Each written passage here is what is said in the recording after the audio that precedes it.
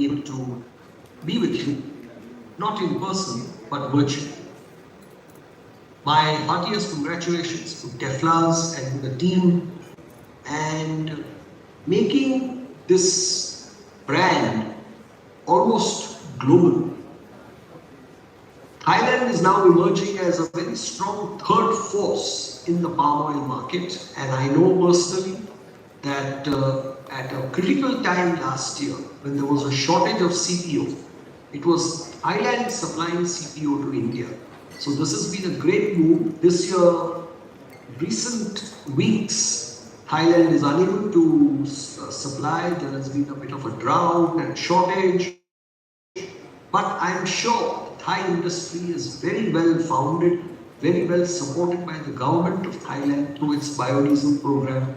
And Thailand is going to emerge as a stronger force in the palm oil field as the years go by. GLOBOIL, on the other hand, as a brand, stretches now from Bangkok to Dubai via its most important home, which is Mumbai.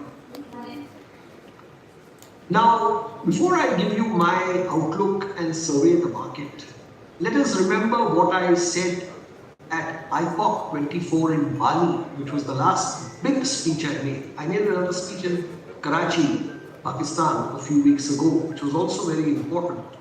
But I always refer to the two major speeches of the year in KL and in Bali, where I make medium-term forecasts. So in Bali, I said that BND futures on the third month would trade around 5,000 ringgits between December 24 and June 25. I also said that Chinese New Year and Ramzan would be very bullish. And I said that any weather problems in South America, thank God there haven't been yet. If there was a weather problem in South America, it could lead to such bullishness that there will be suspension of biodiesel mandates. Now that also has not happened yet. That leads us to the question, was the forecast in Bali accurate? Yes, we traded around 5,000 ringgits for a short period of time, and then we corrected because the Chinese funds had taken the market too high. The forecast on biodiesel mandates, the fact that there was confusion and uncertainty in Indonesia and that it would not be resolved by the end of the year, proved to be very accurate. And both Indonesia and USA have impacted biodiesel and world demand as a result. And this confusion and uncertainty in the market has impacted prices. And so that begs the question, where are we today? President Trump has taken office, literally as I record this video. And President Prabowo has been in office for less than a year. These are the two gentlemen who have made a profound effect on the price of palm oil and vegetable oil, price of palm oil and soybean oil. And we have to reckon with the personalities of these two gentlemen. Both are bringing their own unique ideas to biofuels. Prabowo is strongly in favor of palm biodiesel and is a strong supporter of Indonesia first. As I said, I am writing this paper on 20th January, literally as President Trump is being sworn in. The Indonesian policy on B14 is being clarified on a daily basis. Nothing wrong with this. Politicians have a right to make up policy as they go along. And they also have a right not to have everything in place by the deadline. The new president and his advisors are developing their policy, their vision, their strategy. The latest idea is to remove the subsidy for non-PSO users. That means public sector will be subsidized, which is about 45%, but the 55% private sector users of biodiesel will not be subsidized. How this is going to work and what impact it will have on the market, what impact it will have on actual production and consumption of biodiesel in Indonesia, we will have to see. They are taking safeguards to ensure that even without subsidy, the volumes will not suffer. That is the objective. We have to see how that objective is met and what results it gives us.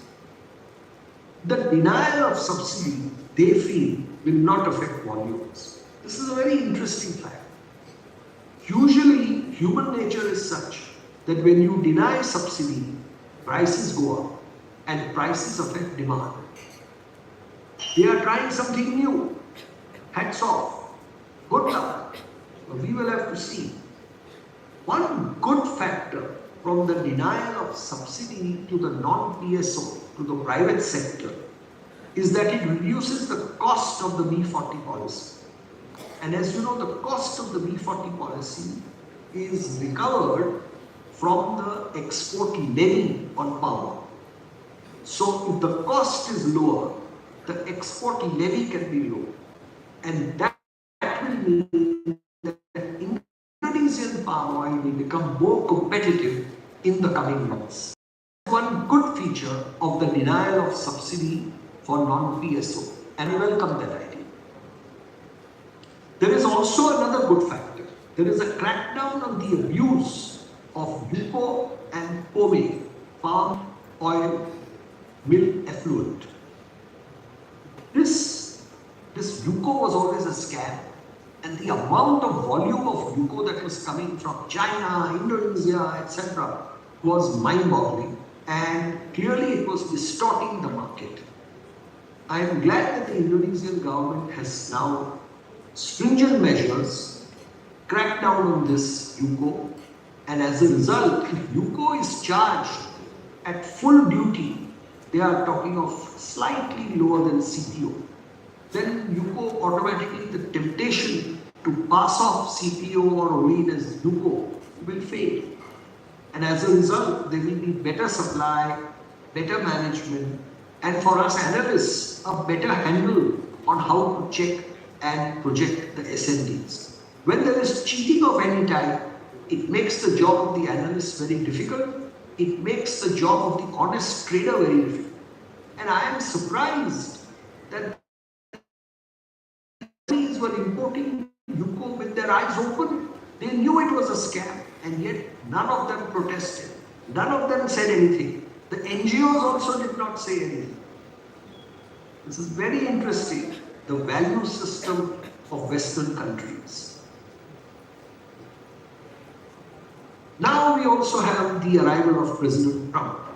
In his final days, President Biden announced general guidelines for US biofuels. And in keeping with what he had been saying earlier, he replaced the blender's credit by a producer's credit based on carbon index scores, which meant that soybean oil came worse off. Whereas there was a credit, blender's credit of $1 per pound.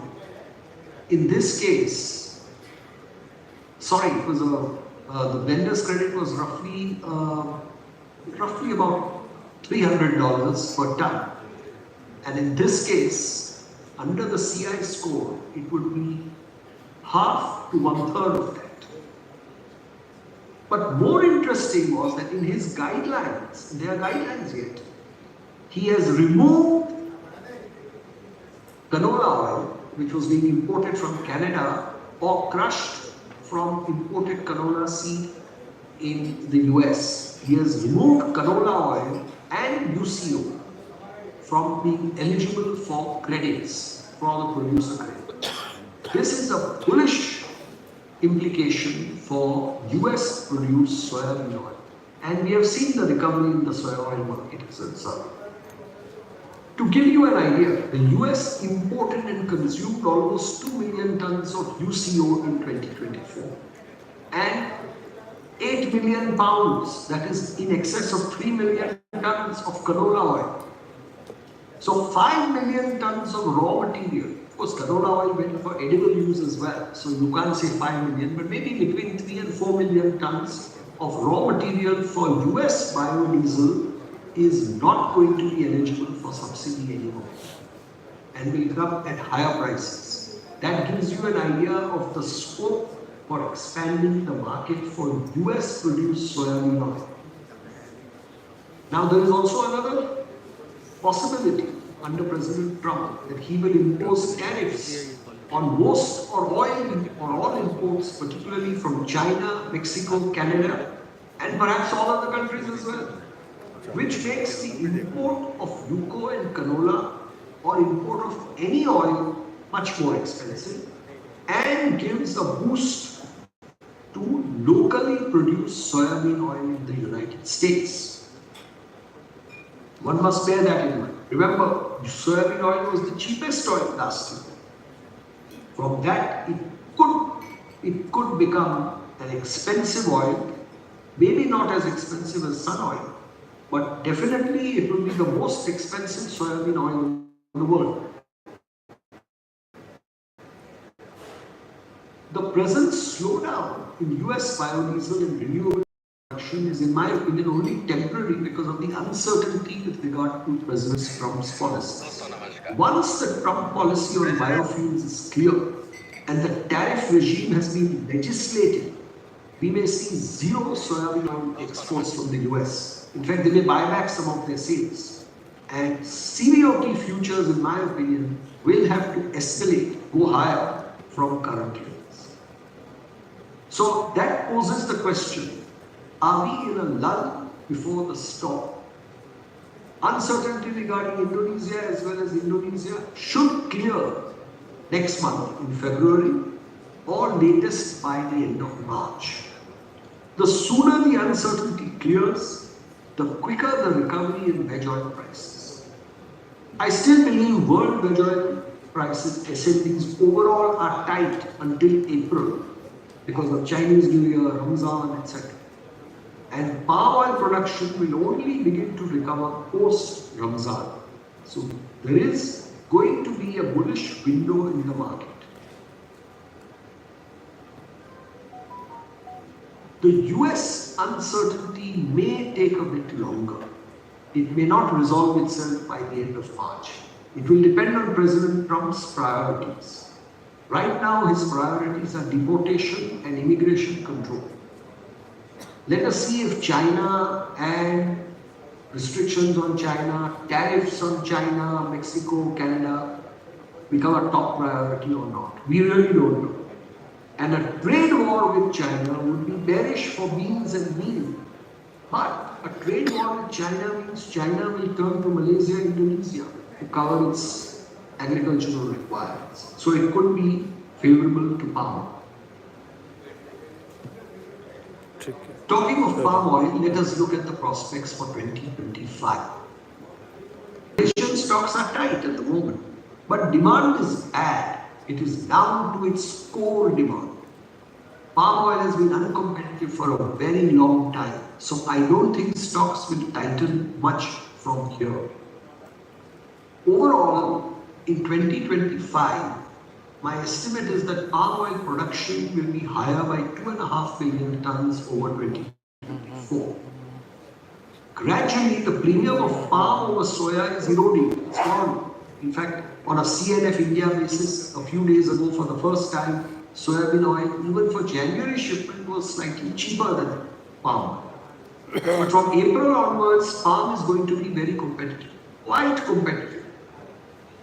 The problem for palm right now is the inverse for the nearby months of Jan-Feb, which no one wants to pay. And so palm is still going to suffer a little bit in the next 3 to 4 weeks before the uncertainty clears. I expect the Indonesian B40 program to work efficiently from April 25 onwards. The buildup of stocks in Indonesia or the threat of lower exports will eventually lead to a restructure of the export levy. That is my prognosis. And we should have better export demand from April onwards. Restructure of the export levy makes Indonesia more competitive and leads to lower prices, always. Let us look at rapeseed. Rape canola should be anti-dumping inquiry and possibility of anti-dumping duty in China, tariffs in the United States. It should still be well priced because production of rapeseed in the world has been lower this year than